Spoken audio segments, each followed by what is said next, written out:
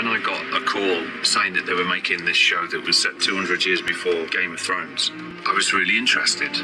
When I got the gig, for that split second, you're like, oh my God, you're in Game of Thrones, it's the biggest thing out. And you put the phone down, you're like, oh God, now I've got to do it. Game of Thrones has such a history and a fan base and a culture that exists beyond it and around it. It's the biggest TV show, so yeah, so there's a bit of pressure to live up to.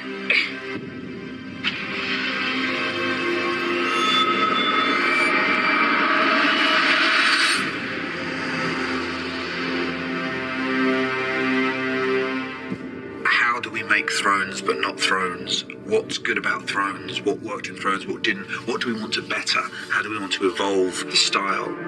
It wasn't just a prequel for prequel's sake. There was actually a reason to tell the story. The Targaryens are the fascinating dynasty that we don't really know much about from the original books because at that point they've all died out.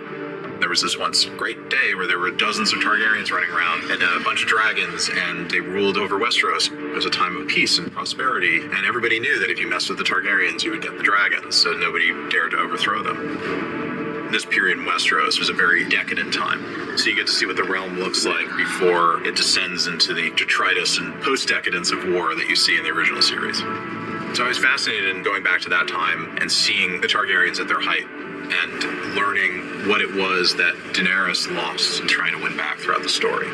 The original Game of Thrones was very much an epic that was weaving together various different threads. This still has that scale and scope, but it's really just the story of one family slowly tearing itself apart. There's a wish fulfillment for an audience of things they want to see. We're not here to not give it to them. We're here to give them the thing that they want, just not in the way that they're expecting. We're not trying to rehash the past. We're trying to find something fresh and exciting.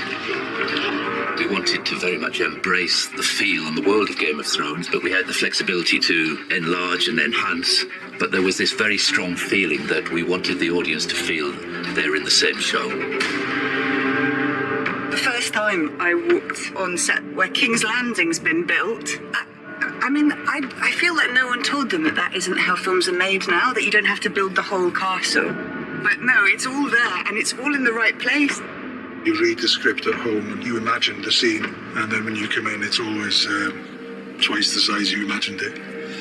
You walk around these sets that look like ancient monuments and buildings with massive statues, or you can be in these amazing locations. You cannot believe that this is on the earth somewhere this extraordinary.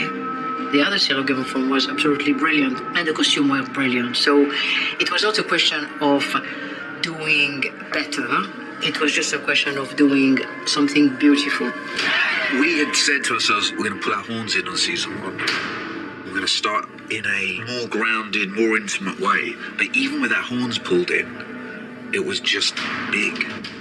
One of the many beautiful things that George did with his creation of Westeros is it really feels three-dimensional and fully realized, and that there's thousands of years of history, and you can get lost in a good way in the world of Westeros.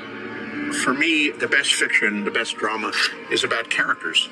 House of the Dragon is a story about very flawed human beings, capable of love and hate, capable of doing good things, capable of doing monstrous things. I genuinely hope that audiences are open to watching a new chapter in the Game of Thrones saga. Game of Thrones was its own thing, and it was a cultural phenomenon. But this is something else, it's a different story. The scale of the story is told in a different way.